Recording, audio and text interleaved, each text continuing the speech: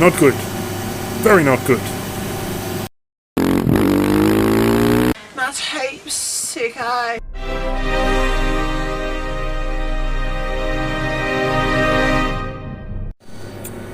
Alright friends, we're back with the mass spectrometer. More fucking around with this thing. I had a bit of a think about it, slept on it, and I'm really not happy with the way that these bolts are sitting in here. I am firmly believing that these should not be moving. We shouldn't be getting any movement on that pillow block at the top there when this thing's operating. Flying blind, of course, I don't have a manual or anything for this. And we also have a leak around the other side on something that I haven't even touched, so I want to investigate that a little further before I block it up properly. Bit of a prototype thing, this kind of unit, so see how we go. Okay friends, so we've successfully stopped that leak. I would show you on the helium detector, but it will pick up ghosts elsewhere. Yeah, see. Because we're not tightened down properly on the little carriage here. I'm still convinced that, like in theory, this thing, the only leak that should come from this should be out of this little helium saturation chamber before it pushes it into the fires of Mount Doom. So that is the inside of the combustion chamber, and a mass spectrometer runs at 1050 degrees. So we have that, I guess it's a pillow block there on top of that sliding mechanism we fixed in the last video back in place. And as you can see, there are a few helium circuits going through that bottom block, so it is in effect a manifold. And we have blocked off a part that Zircon mysteriously have blocked off themselves but didn't seal properly. So in theory, this should be a leak tight unit except for the helium flooding zone for the sample as it drops in. And that's really what I'm aiming for here. I'm convinced it's possible. At the moment we have a fairly large atmospheric leak coming through the machine, which I can show you in a sec. And let's get this thing fixed.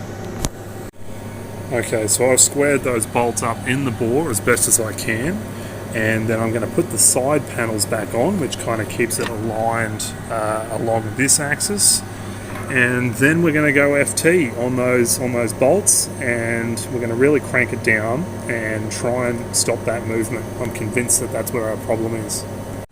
Okay friends, I've taken these bolts to as close as FT as I'm comfortable with, knowing that these are steel screws and an alloy block underneath. So let's see if it still moves, and importantly if it still rotates the carousel, which is kind of what restricts the amount of force that we can put through this. If you've seen the last video you might understand.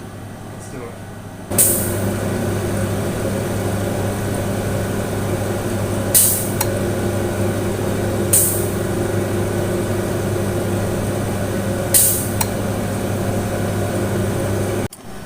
Okay friends, so I'm leak testing the machine now. Just having a little sniff around in relevant areas where we might usually see a leak if what we've just fixed is still fucked.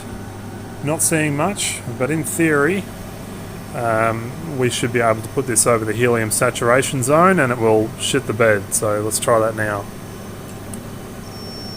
There you go. So what I'll do is I'll reconnect this to the mass spectrometer and test our background to see how much atmosphere we've got leaking through. And if we're below a certain threshold, which Zircon has kindly provided, then we know that we have fixed the problem. So let's try that now. Okay friends, we're back and we have a result, and a good one. So we have also changed the carrier gas bottle today, which means that we're going to get a little bit of atmospheric interference as we change those bottles. We run helium, by the way, but our background for our background detection, I should say, but without samples running through it, is within Zircon's parameters. Now I know for a fact actually that we can get much better than this, and it will be better by tomorrow once all that N2 has been flushed out of the system that we introduced into that today.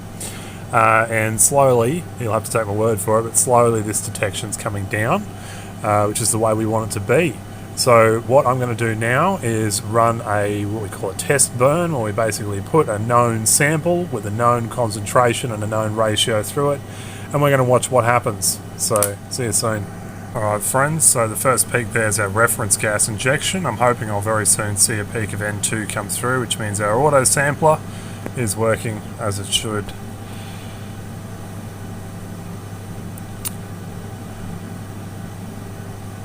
Yeah, that's about where it should be. So that's 120 micrograms of N that we've just passed through. And minimal background, that'll improve with time. So in summary friends, it's always fun when a machine puts up a fight, and the mass spectrometers always bring their A game. And if they didn't, I'd still be washing dishes at an Italian restaurant in Carina. So, happy video, see you next time.